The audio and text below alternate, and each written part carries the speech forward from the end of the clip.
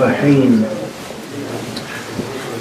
الحمد لله رب العالمين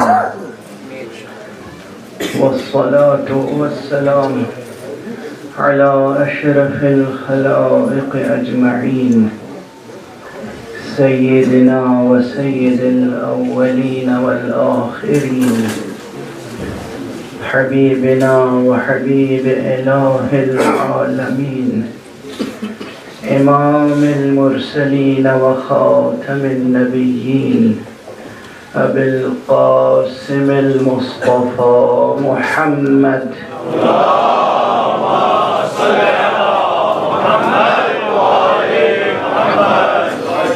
وعلى أهل بيته الطيبين الطاهرين الهداة المهديين المعصومين المظلومين واللعنة الدائمة على أعداء الدين أجمعين أما بعد فقد قال الله تعالى عز اسمه في محكم كتابه ومتقن خطابه بسم الله الرحمن الرحيم ألف لام ميم صدق الله العلي العظيم اللهم صل على محمد وآل محمد وسلم ایک اور بلند در صلوات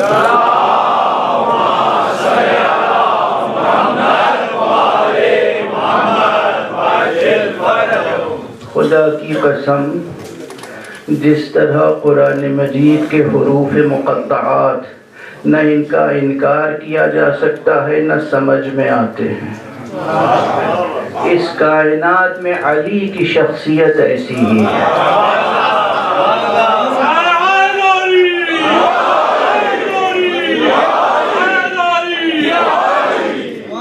خدا کی قسم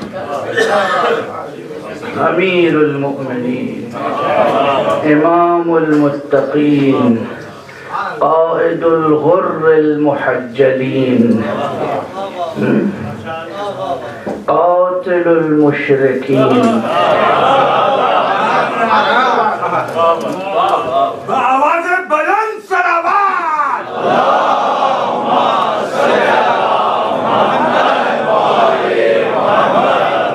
ولی المؤمنین حجت اللہ فی العالمین۔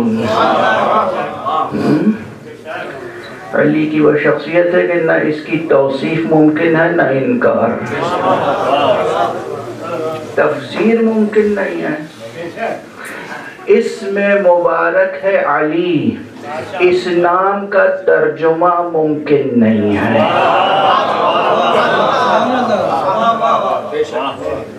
ترجمہ تو تب کیا جائے نا جب پیمانہ کوئی مقابل میں موجود ہے۔ علی یعنی بلند۔ ہم زمان و مکان میں محدود عقلیں رکھنے والے،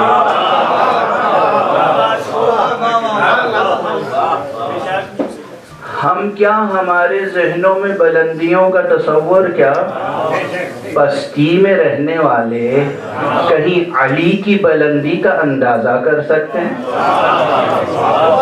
ممکن نہیں۔ یہ کائنات اپنی تمام تر گہرائی، پہنائی اور بلندیوں کے ساتھ ایک پستی سے زیادہ کچھ نہیں ہے۔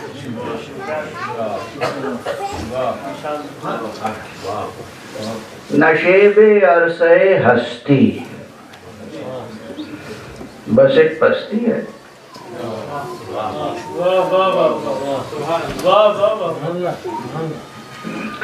علی کی ذات گرامی وہ ہے کہ اگر اس ذات گرامی نے اس کرۂ ارضی کو اپنے قدوم میمنت سے شرف نہ بخشا ہوتا تو یہ کائنات میں ایک سیارے کے طور پہ گرے جانے کے لائق نہ ہوتی۔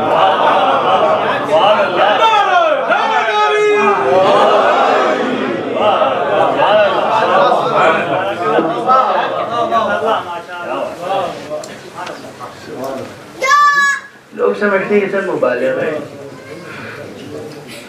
لوگ سمجھتے ہیں یہ سب مبالغہ ہے۔ اگر انسان عقل قرآنی رکھتا ہو، عقل قرآنی، اگر یہ انسان معرفت وجدانی رکھتا ہو اور اس کی عقل اور اس کے وجدان نے تربیت اور تغذیہ پایا ہو مکتب غدیر میں، مکتب ولایت میں، مکتب مصطفیٰ میں صلی اللہ علیہ وسلم،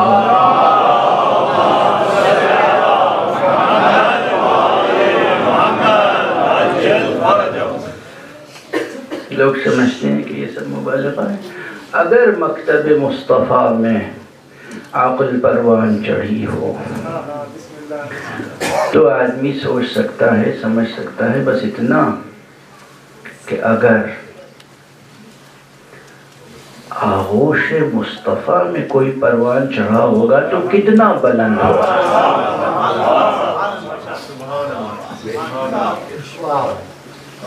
اس ایک حقیقت کا کوئی انکار کر سکتا ہے؟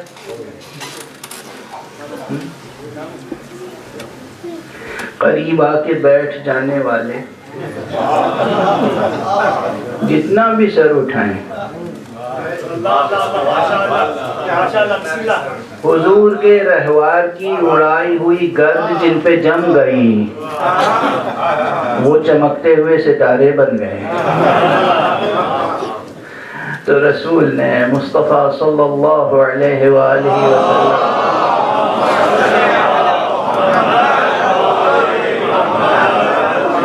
جس کی تمنا کی ہو، جس کا خود استقبال کیا ہو عرصہ ہستی میں، جسے اپنی زبان چسائی ہو، جسے خود نہلایا ہو، دھلایا ہو، کپڑے پہنائے ہوں اور بچپن سے اپنے کندھوں پہ بٹھایا ہو، اور یہ سلسلہ صرف بچپن تک محدود نہ رہ گیا بلکہ فتح مکہ تک، فتح مکہ، وہ فتح جس کا قصیدہ قدرت نے قرآن مجید میں سورہ فتح کی شکل میں نازل کیا، اس فتح مکہ کے موقع پر، یعنی بچپن میں کندھے پہ بٹھانا تو آسان بات ہے، عام بات ہے، لیکن فتح مکہ کے موقع پر علی کو اٹھانا، اب یہ روایت صرف ہمارے یہاں نہیں ہے، اور لوگوں کے یہاں بھی ہے، بس اور لوگوں کہہ کے اور کچھ نہیں کہہ سکتا، اور لوگوں کے یہاں بھی۔ جب حضور فاتحانہ شان سے مکے میں داخل ہوئے اور خانہ کعبہ کے پاس پہنچے، آپ کے ہاتھ میں ایک چھڑی تھی، جو بت تھے آپ گویا کہ اشارہ کرتے جاتے تھے اور وہ بت منہ کے پھل گرتے جاتے۔ یہ الفاظ ہیں تاریخ کے، یہ الفاظ ہیں روایت کے، ذرا غور کرنا چاہیے۔ ہم لوگوں میں سکت نہیں ہے کہ ہم تاریخ اہل بیت کی تفسیر دیکھ سکیں۔ خانہ کعبہ میں اگر کوئی داخل ہو تو ظاہر بت جو سجا رکھے تھے مشرکین نے، تو بتوں کے چہرے سامنے ہوں گے، بتوں کی پشت تو دیوار کی طرف ہوگی۔ حضور نے دیوار کی طرف جا کے تو چھڑی سے انہیں گرایا نہیں، چھڑی اٹھائی، اشارہ کیا اور وہ منہ کے بل گر گئے۔ خود یہ عمل معجزہ ہے۔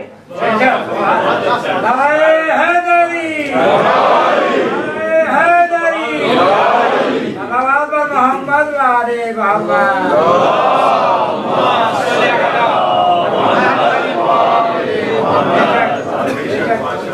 یہ عمل کس کا معجزہ ہے؟ حق کا معجزہ کہیے، مصطفیٰ کا معجزہ کہیے. اشارہ کرتے جا رہے ہیں، منہ کے بند کرتے جا رہے ہیں. ایک روایت یہ ہے کہ وہاں پر خانہ کعبہ کے اندر جناب نبی خدا خلیل خدا کی تصویر بھی بنی ہوئی تھی. تو آپ نے اس تصویر کو اپنی ردائے مبارک سے محو فرما دیا تاکہ وہ تصویر وہاں نہ بنی رہے اپنی رضا سے. اور کسی میں یہ طاقت نہیں تھی کہ خلیل خدا کی تصویر کو وہاں سے ہٹا سکے یا مٹا سکے. اور جب تمام بت ختم ہو گئے تو جو خانہ کعبہ کی چھت پہ بت تھے ان کو گرانے کے لیے آپ نے کسی اور کا انتخاب نہیں کیا، اسی کا انتخاب کیا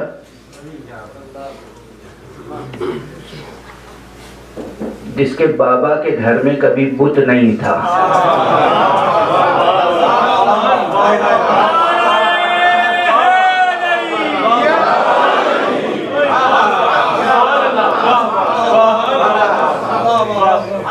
دیکھیے یہ بھی تاریخ کا معجزہ ہے، یہ بھی تاریخ کا معجزہ ہے، یہ بھی تاریخ کا معجزہ ہے. مکے کے مشرکین اس قدر جسور تھے، کافر و مشرک، کہ اپنے گھروں میں تو رکھتے ہی تھے بت، اللہ کے گھر میں بھی بت رکھ دیے تھے. اس سے زیادہ بڑی جسارت تو نہیں ہو سکتی، یاد رکھیے گا. اور ایسے ماحول میں اگر کوئی گھر بچا ہو جس میں بت نہ رکھا گیا ہو، اس گھر کی کیسی فضیلت ہوگی اور اس گھر کے مالک کی شجاعت ایمانی کتنی بڑی ہوگی. جناب ابو طالب علیہ السلام بلند تر صلوات.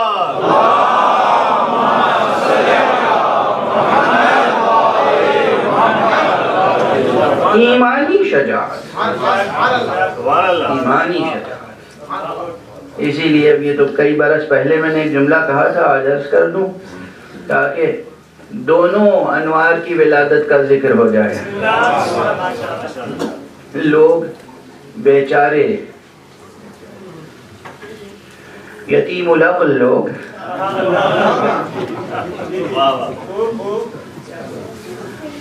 جوف کعبہ میں علی کی ولادت پر حیران ہیں اور سمجھتے ہیں کہ امیر المومنین علیہ السلام کی ولادت خانہ کعبہ میں علی کے لیے بڑا شرف ہے.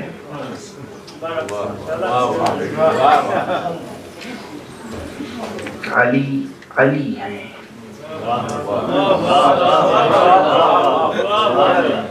علی علی جس جگہ پیدا ہو جاتے شاید وہی جگہ قبلہ عالم بن جاتی.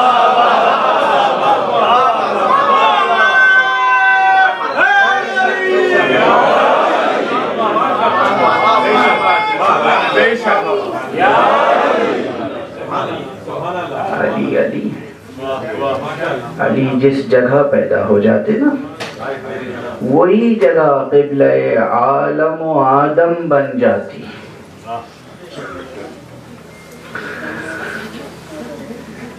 اس لیے کہ علی نفس رسول ہے. حضرت امام رضا علیہ السلام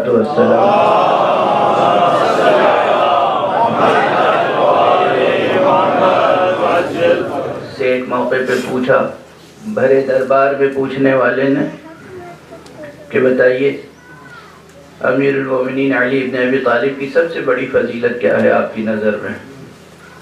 ظاہر ہے یہ وہ ہستیاں ہیں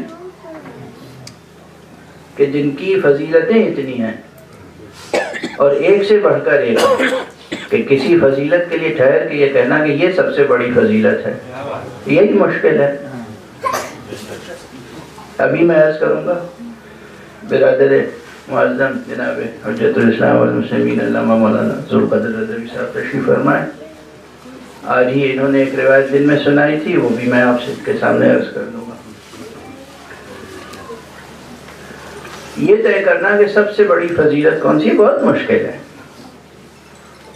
ایک کے بعد ایک فضیلتیں سامنے آتی ہیں۔ تو جب امام سے پوچھا گیا تو اس موقع پر، موقع کی مناسبت سے آپ نے آیہ مباہلہ کا حوالہ دیا کہ علی کی سب سے بڑی فضیلت یہ ہے کہ وہ نفس رسول ہے، انفسنا وانفسکم، علی نفس رسول ہیں بنص قرآن۔ عام مسلمانوں کے لیے حرف آخر ہے یہ، علی نفس رسول ہیں۔ تو علی تو کعبے میں پیدا ہوئے، رسول کہاں پیدا ہوئے؟ رسول تو یقیناً کعبے میں نہیں پیدا ہوئے۔ تو کیا رسول کا رتبہ کم ہو گیا؟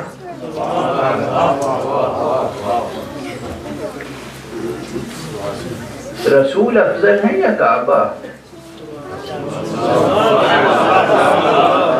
عقل مسلم کیا کہتی ہے؟ عقل مسلم کیا کہتی ہے؟ عقل خاکی کیا کہتی ہے؟ عقل خاطی کیا کہتی ہے؟ عقل عیار بشر کیا کہتی ہے؟ کعبہ افضل ہے یا مصطفیٰ؟ وہ چیز کیسے افضل ہو سکتی ہے کہ جو خود نجس رہی ہو اور کسی نے اسے پاک کیا ہو؟ مگر کیا محمد مصطفیٰ نے بتوں سے کعبے کو پاک نہیں کیا؟ اور بتوں سے بڑھ کر کون سا رجس ہو سکتا ہے؟ جو چیز پاک کی جائے وہ افضل ہے یا جو پاک کرے وہ افضل ہے؟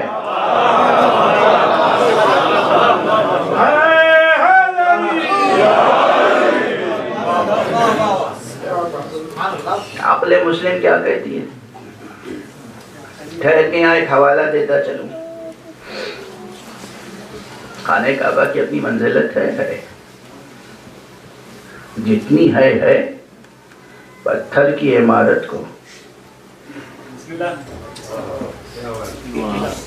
پتھر کی عمارت کو، اس عمارت کو جسے ابراہیم نے بنایا ہو، اس عمارت کو جسے اسماعیل نے بنایا ہو، اس عمارت کو جسے اللہ کے بندوں نے بنایا ہو، اس عمارت کے برابر کیا جا سکتا ہے جسے اللہ نے خود بنایا ہو؟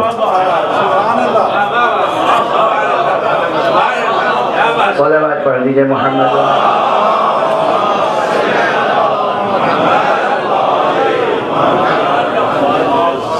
کعبے کی منزلت، کعبے کی اپنی منزلت، کعبے کی اپنی منزلت ہے، مگر مصطفیٰ اور کعبہ کوئی مقابلہ نہیں۔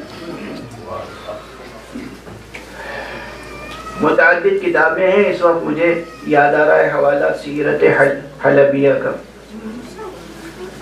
ایک مشہور سیرت کی کتاب ہے، اس میں صراحت کے ساتھ یہ موجود ہے کہ جس جگہ حضور محمد مصطفیٰ صلی اللہ علیہ وآلہ وسلم کا جسم مبارک دفن ہے، وہ مقام، وہ جگہ کعبے سے افضل ہے۔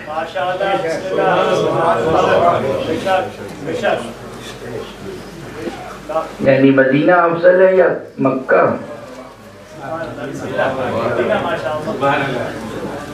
بعض مسلمان ہمیں ایسے ملتے ہیں، بیچارے مسلمان ہزاروں میل سفر کر کے مکے جاتے ہیں، عمرہ کر کے واپس آ جاتے ہیں، مدینے نہیں جاتے۔ تو مدینے کیا جائیں؟ وہاں تو گویا ایک بت ہے، بہت سے بت توڑنے میں کامیاب ہو گئے اور ایک بت نہیں توڑ پائے، مجبوراً وہ اب تک ہے،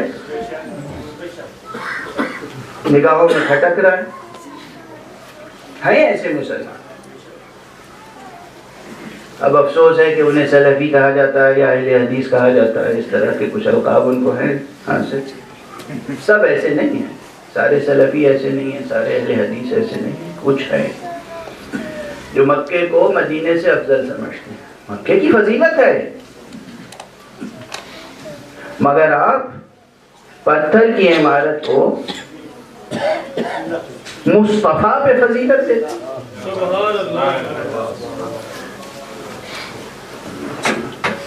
مصطفیٰ صلی اللہ علیہ وآلہ وسلم۔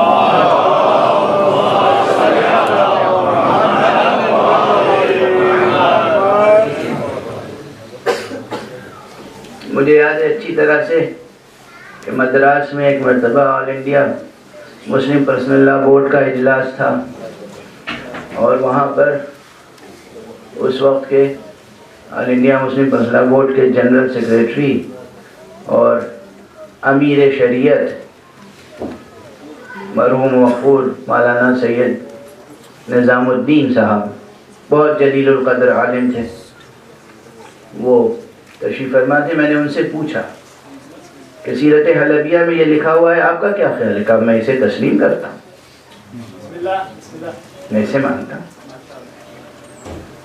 تو مسلمانوں میں بہت سے علماء ایسے ہیں جو یہ مانتے ہیں کہ وہ مقام، وہ جگہ جہاں رسول دفن ہے وہ کعبے سے افضل ہے۔ تو رسول کا جسم مبارک جہاں دفن ہے وہ تو کعبے سے افضل ہے، خود رسول۔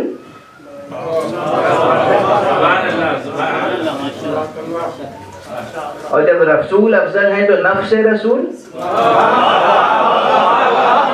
صلوات پڑھیے محمد رسول۔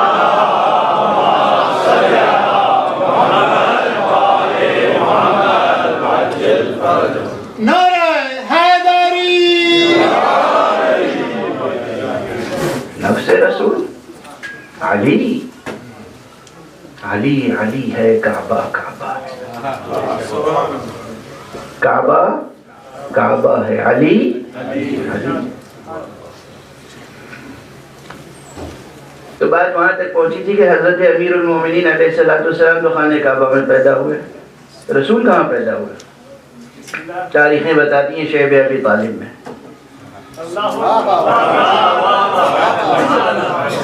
شیب ابی طالب میں، کچھ کہتے ہیں خانہ ابو طالب میں، کچھ کہتے ہیں خانہ ابو طالب میں۔ رسول خانہ ابو طالب میں پیدا ہوئے۔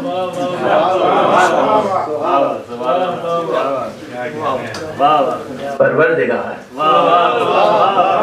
پروردگار تو ہی بتا، وسیع کو کعبے میں پیدا کیا اور نبی کو خانہ ابو طالب میں، راز کیا ہے؟ تاریخ میں آپ تلاش کریں تو جواب اس کے علاوہ اور کوئی نہ ملے گا کہ اس وقت مصطفیٰ صلی اللہ علیہ وآلہ وسلم کی ولادت کے لیے پروردگار کی مشیت تلاش کر رہی تھی وہ جگہ جس جگہ نہ کوئی بت ہو نہ کوئی بت پرست۔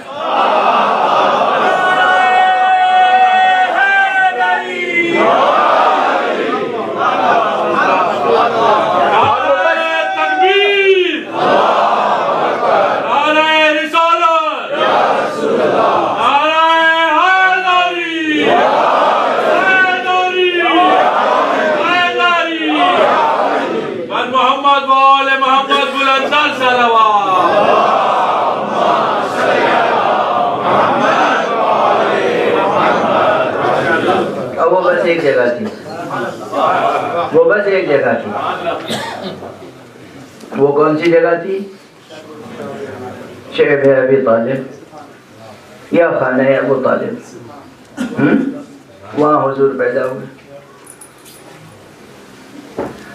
امیر المومنین علی ابن ابی طالب علیہ السلام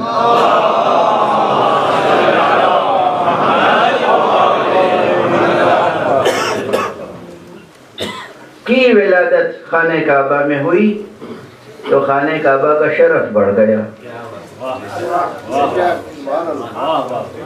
کہہ لیجئے مجھے غالی، کیا مشکل ہے؟ خانہ کعبہ کا شرف بڑھ گیا، خانہ کعبہ قیامت تک کے لیے قبلہ بن گیا۔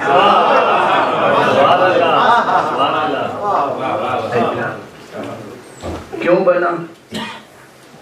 قرآن سے پوچھئے، قرآن سے پوچھئے۔ میں کئی برس پہلے یہ بات کراچی میں پڑھ چکا ہوں، لیکن اس وقت بے اختیار یاد آ رہی ہے، تو تذکر و یاد دہانی کے طور پر یہ طے شدہ ہے، مسلمان اس حقیقت کا انکار نہیں کر سکتے کہ نماز پہلے کس طرف رخ کر کے پڑھتے تھے؟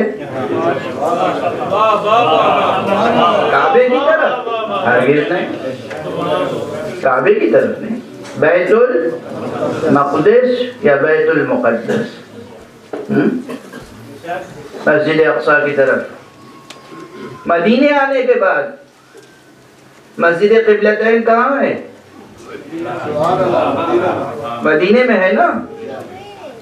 سارے آثار مٹا دیے مگر اللہ جس کو باقی رکھنا چاہتا۔ مسجد قبلتین شاید اسی لیے باقی ہے قیامت تک مسلمان سوچتا رہے پہلے ادھر رخ کیوں تھا پھر ادھر کیوں ہوا۔ خدا کے فیصلے بدلتے کیوں ہیں آخر؟ خدا کے علم میں کوئی کمی نہیں ہے، خدا ہمیں اور آپ کو آزمانے کے لیے فیصلے بدلتا ہے تاکہ دیکھے یہ بندہ اطاعت شعار ہے یا نفس پرست۔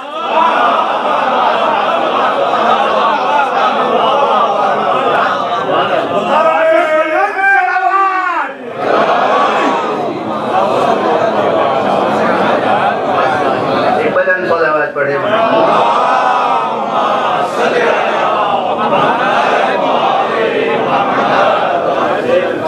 بندے پر نفس پرست ہیں، رسم پرست ہیں، عادت پرست ہیں، روایت پرست ہیں یا حق پرست ہیں، حکم پرست ہیں، اطاعت شعار ہیں۔ قرآن مجید میں دوسرا پارہ ہے سیقول السفہاء، پڑھ لیجئے اٹھا کر۔ سفہاء، سیقول السفہاء ما ولاہم عن قبلتہم التی کانوا علیہا۔ یہ کیا ہو گیا؟ کیوں انہوں نے، کس چیز نے ان کو اس قبلے کی طرف سے موڑ دیا؟ جواب خود قرآن مجید کی آیت پڑھیے، یہ فقرہ بیچ سے، قد نرى تقلب وجهك في السماء فَلَنُوَلِّيَنَّكَ قِبْلَةً تَرْضَاهَا۔ قرآن کی آیت ہے۔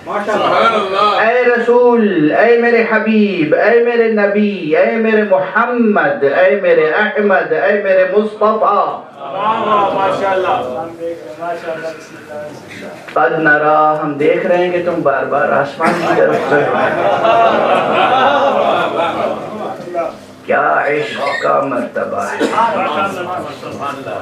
کیا ناز بندگی مصطفیٰ ہے، کیا قدردانی بندگی مصطفیٰ ہے۔ مصطفیٰ کچھ کہہ نہیں رہے، کچھ کہہ نہیں رہے، کوئی دعا نہیں ہے، کچھ کہہ نہیں رہے، بس سر اٹھا کے دیکھ رہے ہیں خدا کی۔ میں محسوس مثال دے دوں کہ جیسے یہاں پر کوئی میرا مزاج شناس ہو اور یہاں ممبر کے پاس پانی نہ رکھا ہو اور میں تقریر کر رہا ہوں اور بس ایک مرتبہ دیکھ لوں اور وہ سمجھ جائیں کہ اب انہیں پانی کی ضرورت ہے، تو بغیر کہے ہوئے پانی لا کے یہاں رکھ دیں۔ یہ وہی کرے گا جسے مجھ سے محبت ہوگی، جو میرا مزاج شناس ہوگا، جو میرا قدردان ہوگا۔ اگر دل میں قدردانی نہیں ہوگی، محبت نہیں ہوگی، مزاج شناسی نہیں ہوگی تو صرف ابرو کے اشارے پہ کام نہیں ہو سکتا۔ آیت ہے، کوئی شعر نہیں ہے، یہ کسی قصیدے کی بیت نہیں ہے، قرآن مجید کی آیت ہے۔ قد نرى تقلب وجهك تقلب وجهك في السماء، ہم دیکھ رہے ہیں کہ آپ آسمان کی طرف رخ اٹھا کے دیکھ رہے ہیں، کوئی کہے کچھ نہیں رہے، کوئی دعا نہیں ہے۔ اور گویا اب یہاں پر پوشیدہ یہ فقہ کہ ہم سمجھ رہے ہیں آپ جو چاہتے ہیں.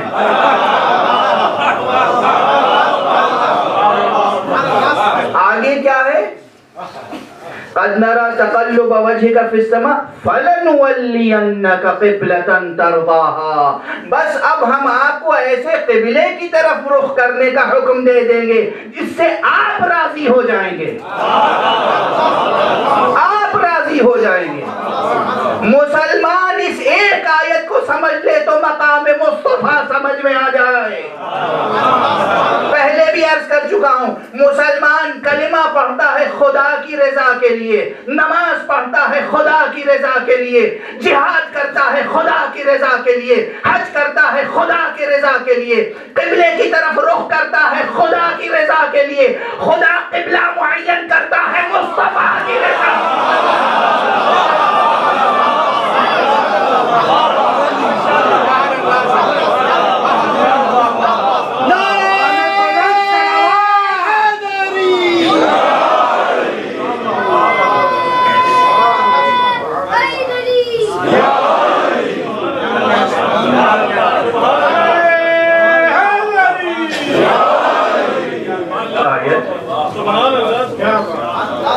فَلَنُوَلِّيَنَّكَ قِبْلَةً تَرْضَاهَا.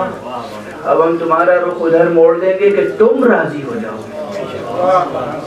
آدم تا خاتم، پوری کائنات، تمام مرسلین، انبیاء، اولیاء، ملائکہ، صلحاء، صالحین، صدیقین، شہداء، سب رضائے حق کے طلبگار ہیں. سب اللہ کی رضا چاہتے ہیں. جو کچھ کرتے ہیں بخاطر رضائے خدا. اور اسلام کی سب سے بڑی عبادت ہے نماز. شک ہے کسی کو؟ نماز کفر و ایمان کے درمیان خط فاصل ہے. نماز خیمہ دین کا ستون ہے، عمود دین ہے نماز. سب سے بڑی عبادت ہے نماز. کلمے کے بعد سب سے بڑی حقیقت ہے نماز. اور نماز خانہ کعبہ کی طرف رخ کر کے پڑھی جائے، قبلے کو، خانہ کعبہ کو قبلہ قرار دیا جائے. یہ قبلہ کس نے قرار دیا؟ خدا نے. اور کس لیے قرار دیا؟ تاکہ محمد راضی ہو جائے.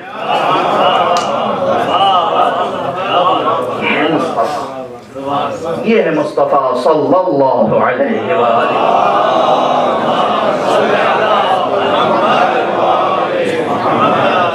نہ کوئی تاریخ اور نہ کوئی روایت آیت.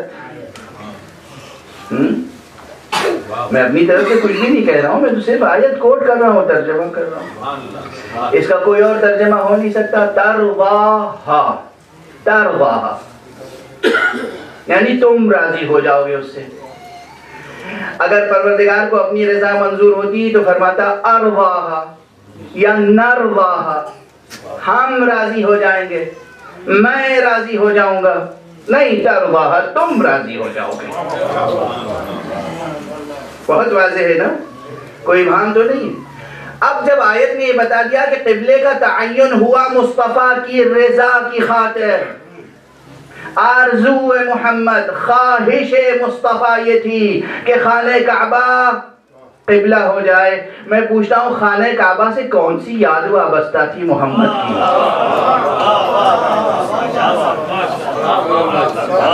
جہاں صدیوں تک بت رکھے رہے ہوں، جس گھر کے سامنے پیغمبر کو اذیتیں دی گئی ہوں، پیغمبر کو نماز نہ پڑھنے دی جاتی ہو، پیغمبر کی پشت مبارک پر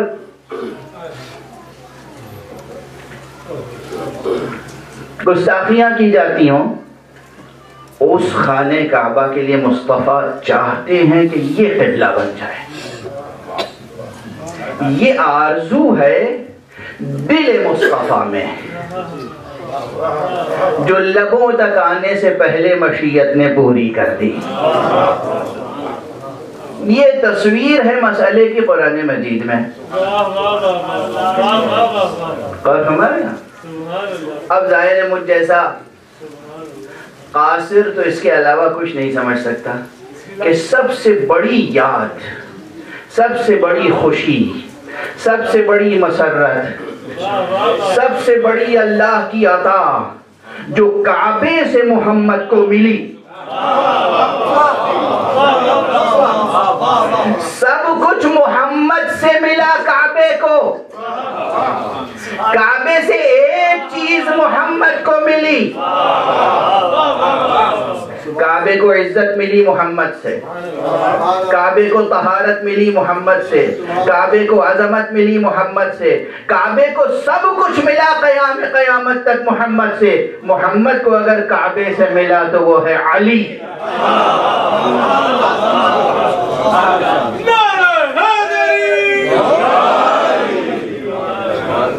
کعبے میں علی، اس سے کعبے کا شرف دو بالا نہیں ہوا، یہ تو محاورہ ہے۔ دو بالا یعنی دو برابر۔ یہ زبانیں کند ہو جاتی ہیں، دنیا کی کسی زبان میں الفاظ نہیں ہیں کہ جس سے فضائل علی بیان کیے جا سکتے۔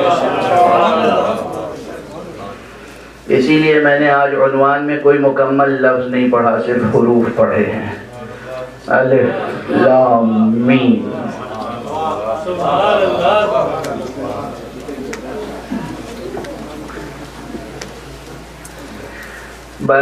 بات یہاں تک آ گئی۔ علی جس وقت پیغمبر خانہ کعبہ میں بتوں کو گرا رہے تھے، بات مکمل کر دوں نا، علی ساتھ ساتھ تھے، اور کسی کا نام نمایاں طور پہ ملتا نہیں ہے۔ آپ مدتوں تک کسی کو پرستش کر چکے ہوں تو اپنے ہاتھوں سے اسے توڑتے ہوئے کیسا لگے گا؟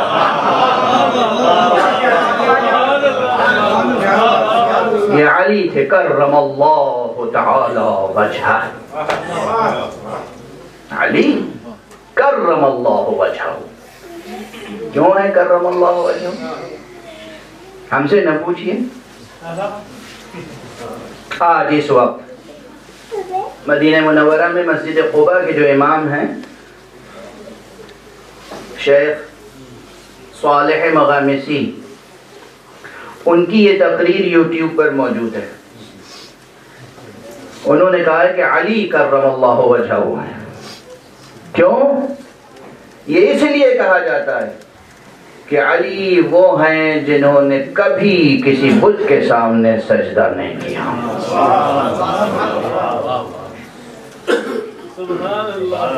اس کے دلائل دیے ہیں انہوں نے، اور ظاہر ہے کہ اس وقت مسجد قباء میں جو امام ہوں گے تو وہ ہمارے مسلک کے تو ہوں گے نہیں،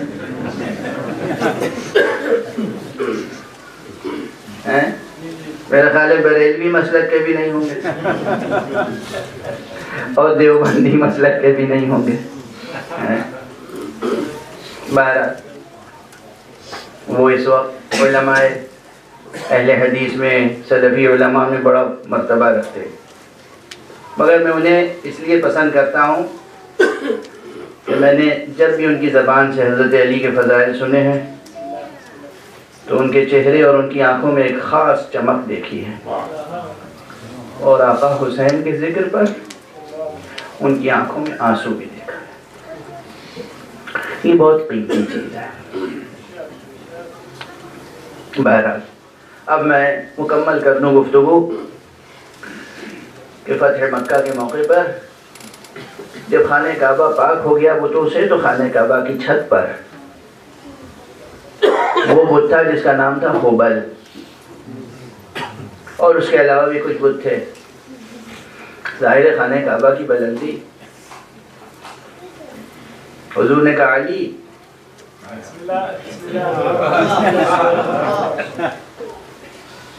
انہیں کون توڑے گا؟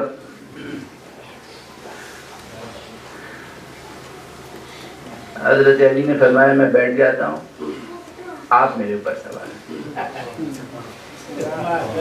پہلے رسول نے کہا کہ علی تم میرے کاندھوں پہ چڑھ جاؤ، تو علی نے کہا یہ ممکن نہیں ہوگا، آقا آپ میرے کاندھوں پہ چڑھ جائیں۔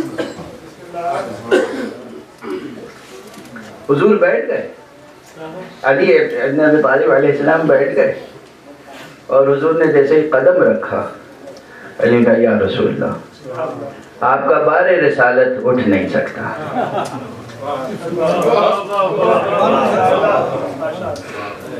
یہ سب تمام تاریخوں میں ہے، یہ کوئی مبالغہ تھوڑی ہے، یہ روایتیں ہیں، ٹھہر کے سوچئے۔ تنہا یہ ایک واقعہ، یہ ظاہری طور پر ایک تاریخی واقعہ ہے،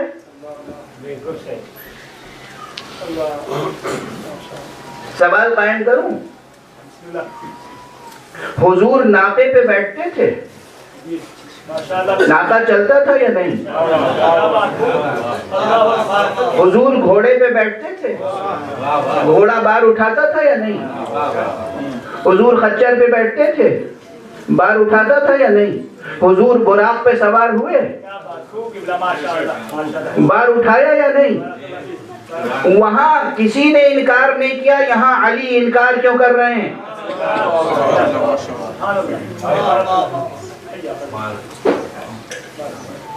اگر یہ ایک واقعہ نہ ہوتا تو تاریخ میں یہ بات ظاہر نہ ہوتی کہ پیغمبر کا بار رسالت کتنا سنگین تھا، اور یہ کہ بار رسالت کون سمجھ سکتا ہے کون نہیں سمجھ سکتا۔ خدا کی قسم حیوان بار رسالت نہیں سمجھ سکتے۔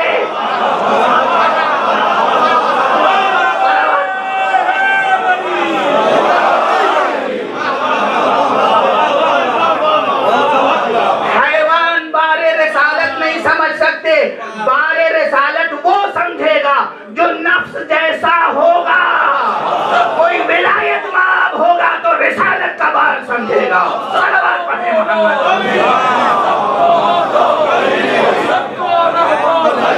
سب کا شافی، سب کا شوہر، ایک کا بابا، ایک کا کعبہ، یودے کعبہ، اللہ سے پوچھا، صحابی بولے، آسمان پکارا، زمین بھی بولی، اللہ خیبر، یہ کوثر، یہ محشر، موت سہارا، موت کنارا، یوں نے پکارا، یوں کتارا، یوں کی چہک میں، پھولوں کی مہک میں، سچی بات میں، سچی رات میں، یاد سرات میں، روزے پہ بلا لے، میرے حوالے، زور سے بولو، کے بولو، جھوم کے بولو، قبر سے باہر جو کر لے تیری قبر کے اندر،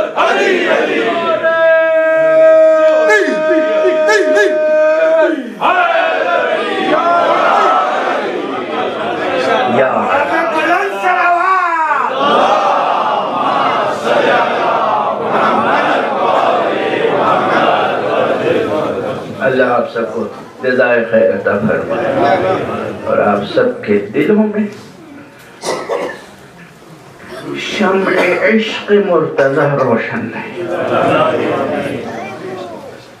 یہ عشق، یہ محبت نعمت الہی ہے، جسے مل گئی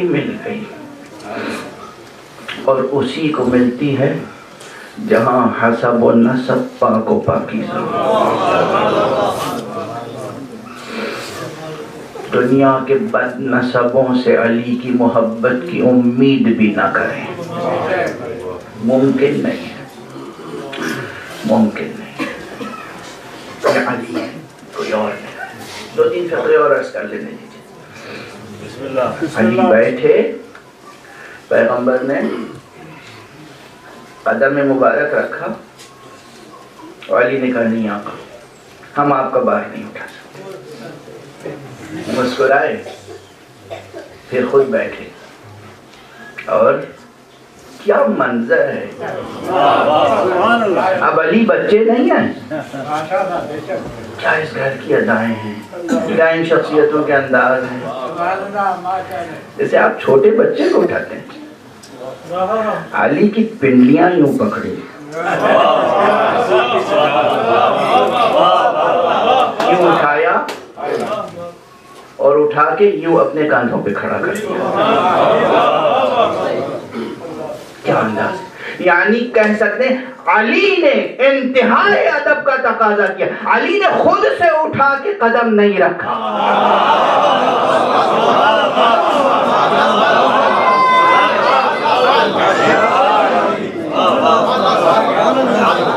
علی نے نہیں. قیامت تک علی کھڑے رہتے لیکن پیغمبر کی پشت پہ قدم نہیں رکھ سکتے تھے. یہ ادب ہے,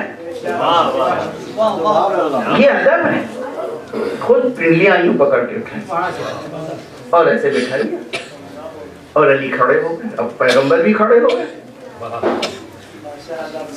بس آج بھی جا کے ذرا کعبے کی بلندی دیکھیے. دو آدمی ایک کے اوپر ایک کھڑے ہو جائیں, چھت تک پہنچ جائیں گے؟ نہیں پہنچ سکتے نا. یہ ہوا کیا؟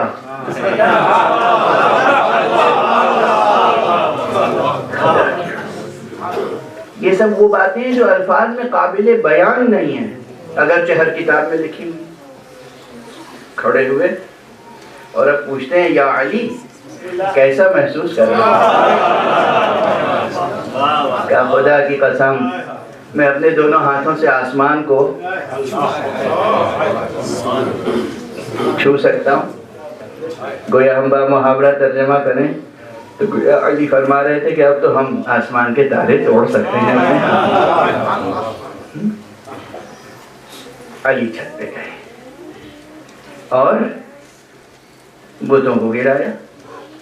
اور ایک تاریخ میں الفاظ ہیں, الفاظ جس میں تھوڑی بہت مورخین نے اور راویوں نے کوشش کی ہے منظر نگاری کی کہ علی جوش میں, ولولے میں, خوشی میں, مسرت میں, نشاط ایمانی میں بتوں کو اس طرح ہلا رہے تھے کہ کعبے کی دیوار ہل رہی تھی, اور اس کے بعد اٹھا کے بتوں کو اس طرح پھینکتے تھے زمین پر کہ بت ٹکڑے ٹکڑے ہو جاتے.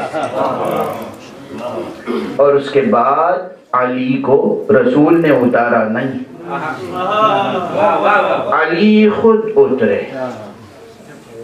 اور جب زمین پر آئے تو مسکرا رہے تھے کھڑے ہو کر.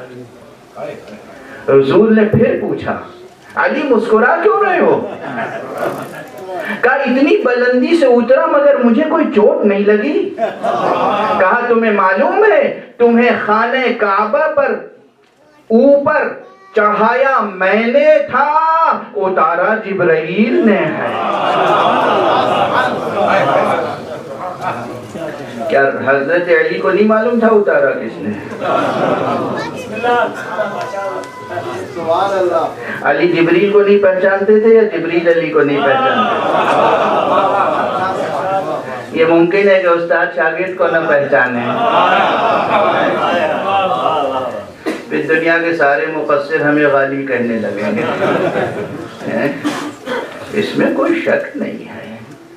ملائکہ مقربین شاگردان معصومین ہیں.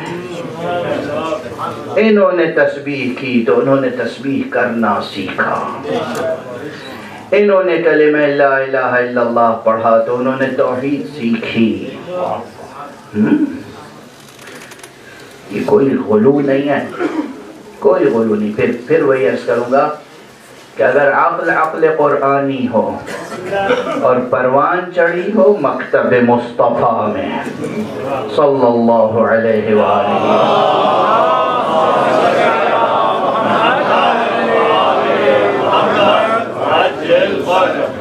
بس بات سے بات نکلتی چلی جا رہی ہے, یہاں تک پہنچ گئی. وقت تمام ہوا چاہتا, بلکہ تمام ہو چکا ہے, وقت تمام ہو چکا ہے. علی علیہ السلام کے ساتھ جبرائیل اور میکائیل کا ساتھ ہر وقت کا ساتھ تھا، لیکن خاص خاص موقع وہ تھے جو تاریخ میں روایتوں کی زبانی درج ہو گئے ہیں۔ ابھی میرے بیٹے نے مطالعہ کر کے مجھے یہ روایت سنائی ممبر پر آتے آتے، اللہ کا شکر ادا کیا میں نے۔ ظاہر یہ کتابیں بہت پہلے پڑھ چکا ہوں، لیکن اب جب دوسروں کی زبان سے سنتا ہوں، بیٹے کی زبان سے سنتا ہوں، تو پھر خوشی ہوتی ہے کہ شب ہجرت جب بستر مصطفیٰ پہ علی لیٹے تھے تو بظاہر تنہا تھے،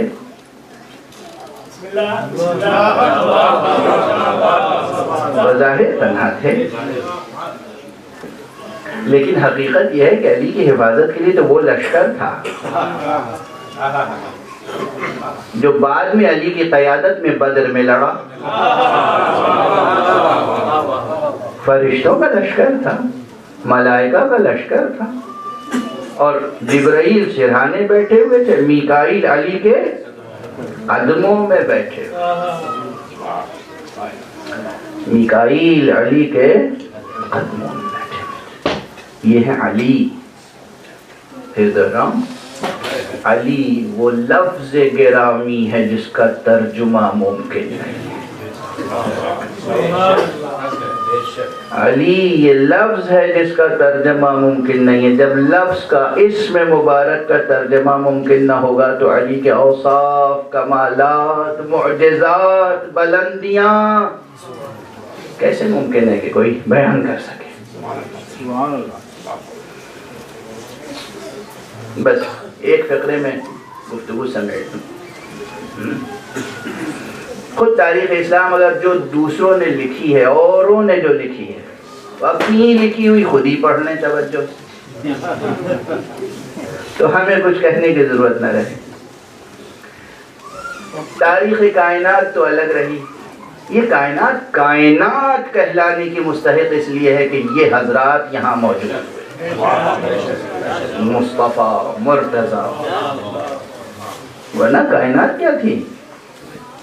مصطفیٰ تعین اول، اور اس تعین مصطفیٰ تجلی اول، تعین اول، اور مصطفیٰ کے ذریعے سے جو تجلیات افاضہ ہو رہی تھیں، ان تجلیات کا اگر کوئی محافظ تھا تو وہ ذات علی۔ یہ بات تو بہت ایسی دقیق ہے کہ اس کو سمجھنے اور سمجھانے کے لیے نہ جانے کتنے درس چاہیے، علم عرفان نظری اور علم عرفان عملی اور کشف و شہود کے کتنے مرحلے طے کرنے ہوں گے۔ لیکن اگر ظاہری تاریخ، حضور کی آغاز تاریخ، حضور کی تاریخ کا آغاز اور حضور کی تاریخ کا اختتام، علی جب دنیا میں آئے پہلے کس نے استقبال کیا؟ رسول نے۔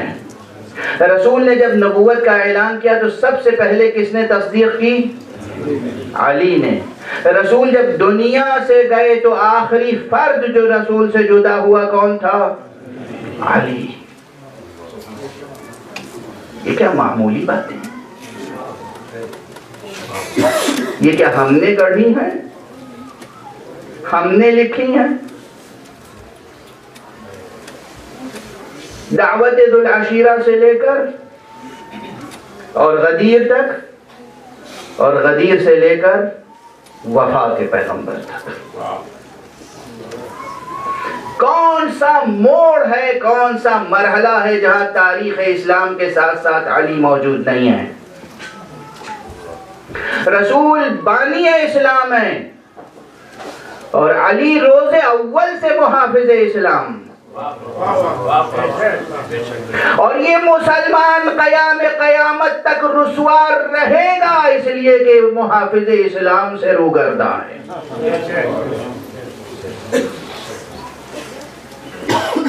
ہر طرف سے سوالات آتے ہیں، ٹیلی فون آتے ہیں، خطوط آتے ہیں، ای میلیں آتی ہیں، پوچھا جاتا ہے، لوگ رائٹ اپس لکھ رہے ہیں، اخبارات پہ لکھ رہے ہیں، ساری دنیا میں مسلمان ذلیل کیوں ہو رہے ہیں، رسوا کیوں ہو رہے ہیں، ذلیل کیوں ہو رہے ہیں، رسوا کیوں ہو رہے ہیں، ذلیل کیوں ہو رہے ہیں، رسوا کیوں ہو رہے ہیں، مسلمان داعش کیوں بنے جا رہے ہیں، مسلمان کافر کیوں بنے جا رہے ہیں، مسلمان مشرک کیوں بنے جا رہے ہیں؟ میں بتاؤں، صرف ایک جواب ہے، رسول نے مسلمانوں کو جس کے سپرد کیا تھا اس کے حوالے رہتے تو مسلمان رہتے۔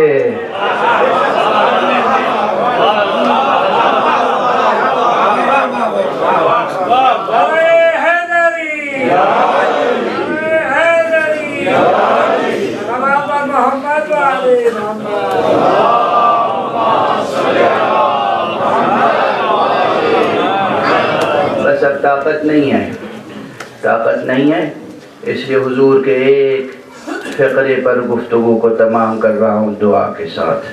حضور کے صحابہ میں سے ایک جلیل القدر مومن باوفا صحابی جناب حذیفہ ہیں۔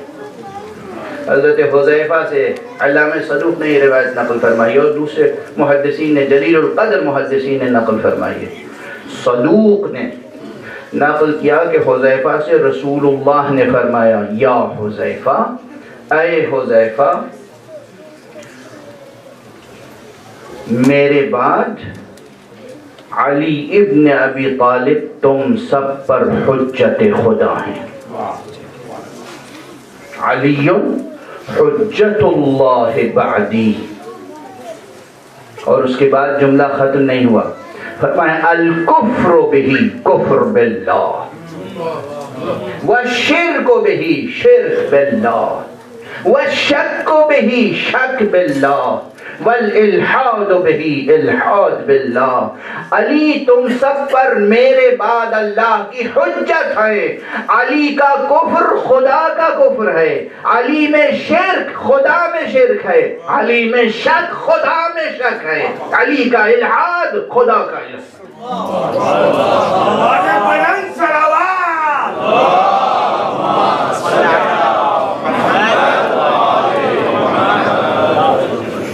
کس کا ارشاد ہے؟